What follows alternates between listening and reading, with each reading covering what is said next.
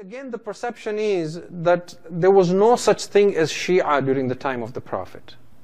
And that after the Prophet ﷺ passed away and the Muslims spread out, everyone was following Islam and there was only Muslims.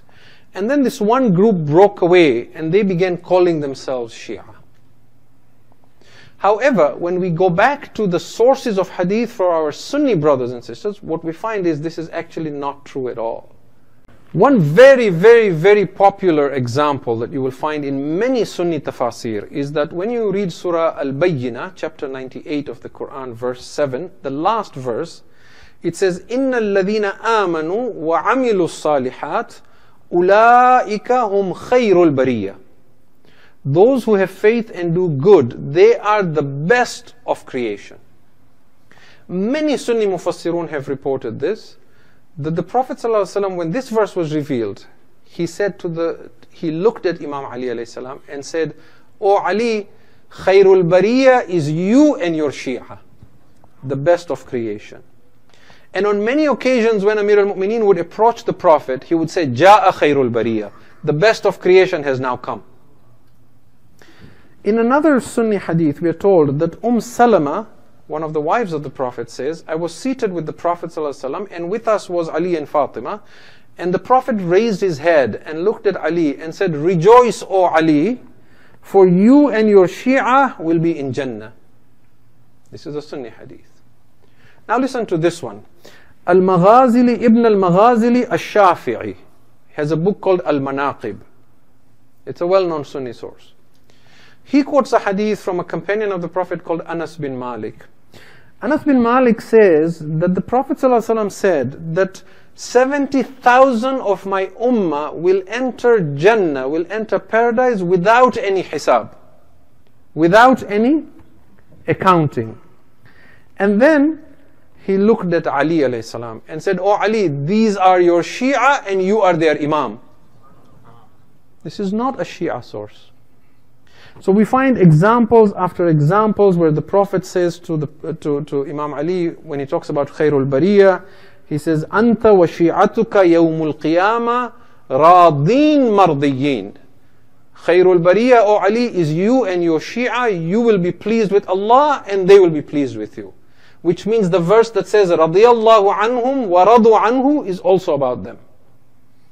So we have lots of such examples that we find in this. Now, let me then explain how this idea came about. So, what we have understood so far is that in the time of the Prophet ﷺ, there was Muslims, and within the Muslims, there was a subset and a group who were very close to Amir al-Mu'mineen, and the Prophet pointed them out as the Shia of Ali.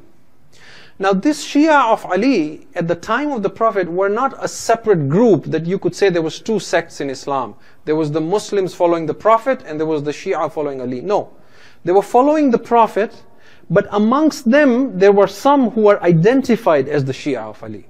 It would be like saying amongst the Muslims you have the Mu'mineen, you have the Muttaqeen, you have the Salihin, you have the Siddiqeen, you have the Zuhad, and then you say these were the Muttaqeen, but they were also Muslim. So they existed and were identified separately, but they're part of Islam, not a separate group.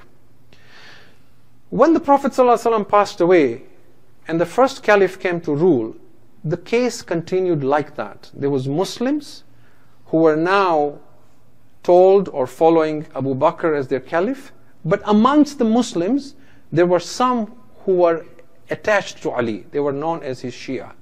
And the term Shi'at Ali remained in history. Second caliph, the same thing. Third caliph, the same thing. Now when Imam Ali became the caliph, the whole Muslim ummah followed him. Those who are following him are all Muslims. But amongst those Muslims, there was still a group that was Shia. Can you see that until this point, there is no two sects? The Shias exist, but as part of the Muslim ummah, not as a separate sect.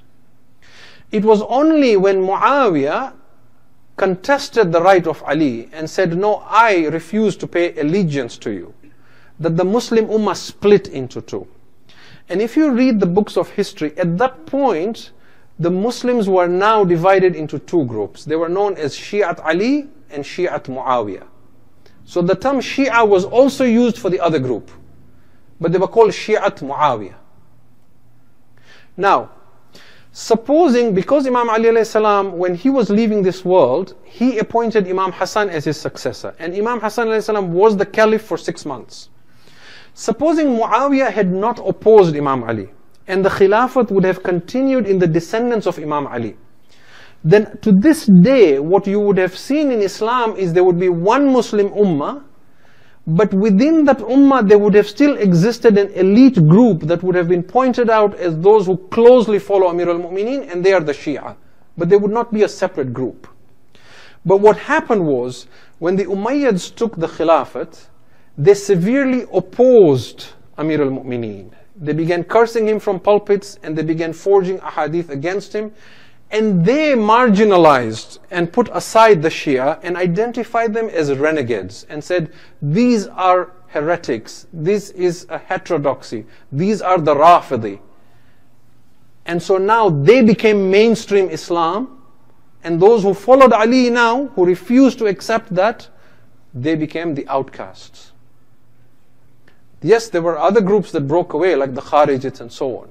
But you can see what has happened here. And in this political game, a lot of times it's all about marketing and labeling. If you label someone with something, they immediately detach themselves from it, and now they take on, if they can't detach themselves from it, they take on that label. So for example, if you speak against Zionism, and they label you and say anti-Semite, now that's a label in itself. If you're not smart enough to see that, you don't want to be called anti-Semite, isn't it? So you will do anything to show yourself as not being anti-Zionist, because you don't want that label. And so people will create these things like, he's a homophobic, or he's Islamophobic, or he's this phobic and that phobic. And we don't like these terms.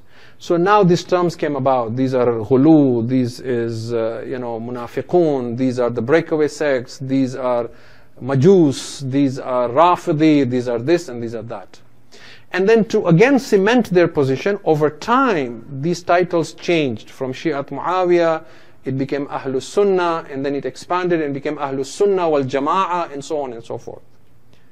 But as I said, it is not that all the Sunni Muslims necessarily agreed with what Muawiyah preached, or what Harun al-Rashid did, or what Mutawakkil did. But when you live in a society, in a government, you go with the flow. You don't really oppose it. And this is how the majority came to follow that one path. It is because for the longest time, Muslims were ruled by tyrants and dictators.